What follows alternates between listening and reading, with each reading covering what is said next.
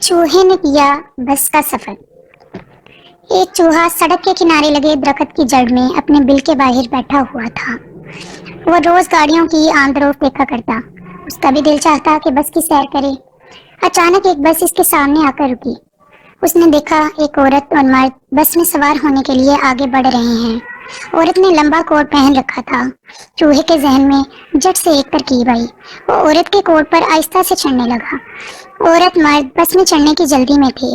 उनको चूहे की कारगुजारी का इल्म ना हुआ और वो बड़े इत्मीनान से कोट की जेब में बैठकर उनके साथ बस के अंदर पहुंच गया। ड्राइवर ने कहा, अपना अपना किराया इस संदूकची में डाल दें। चूहे ने देखा कि पहले मर्द ने और फिर औरत ने कुछ पैसे संदूकची में डाल दिए। वो सोचने लगा कि ये किराया क्या बला है। चूहा ड्राइवर के पाँव के पीछे जा खड़ा हुआ और कई दफा कोशिश की कि उससे कुछ कह सके। उसने ड्राइवर को अपनी तरफ मुतवज्जा भी किया, लेकिन वो बस चलाता रहा। चूहे ने सोचा, ये तो सुनता ही नहीं, क्यों न इसके टांगों पर चढ़कर घुटने पर चढ़ जाऊं, तो फिर ये मेरी बात जरूर सुनेगा। जब वो ड्राइवर के घुटने पर पहुंचा तो उसने उल्टे हाथ से इस तरह उछाला कि वो एक मोटी औरत पर जा गिरा। वो एकदम चिल्लाई, हुई चूहा, और खड़ी होकर इधर उधर होने लगी। चूहा झट भागकर नशिस्तों के नीचे जा छुपा, लेकिन औरतों में भगदड़ मच गई। ड्राइवर ने बस रोक दी। सब लोग चूहा तलाश करने लगे, मगर वो ऐसी जगह छुपा बैठा था कि किसी की इस पर नजर न पड़ सकी। जब सब लोग अब बैठ गए तो इसने इत्मीनान का सांस लिया। ड्राइवर ने बस चला दी। चूहे ने इधर उधर से झांक कर बाहर देखने की कोशिश की।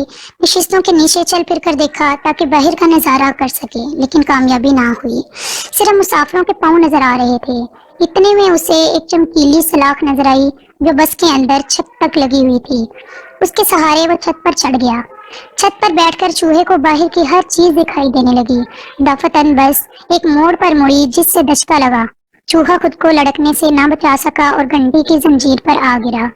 घंटी बजनी शुरू हो गई। ड्राइवर ने ख्याल किया कोई मुसाफिर उतरना चाहता है। अगले मोड़ पर बस रोक दी। चूहा उछलकर वहीं बैठ गया जहां से गिरा था। घंटी बजनी बंद हो गई। जब कोई ना उतरा तो ड्राइवर ने फिर बस चला दी और धचके से चली।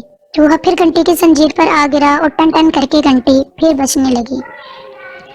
चूहे ने सोचा, शायद ड्राइवर मुझे परेशान करने के लिए बार बार घंटी बजा रहा है। ड्राइवर ने अगले मोड़ पर फिर बस रोक दी।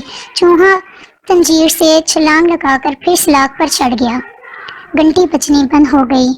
जब कोई ना उतरा तो ड्राइवर ने बस चला दी। अचानक चूहे के कान के पीछे खारिश सी हुई और इसने खुजाने के लिए अपना पाँव उठाया, लेकिन खुद को संभाल न सका और एक बार फिर जंजीर पर गिर पड़ा। घंटी बजने लगी। उसने ख्याल किया, ये भी अजीब बस है। ड्राइवर ने फिर मोड़ पर बस रोकी, लेकिन कोई ना उतरा।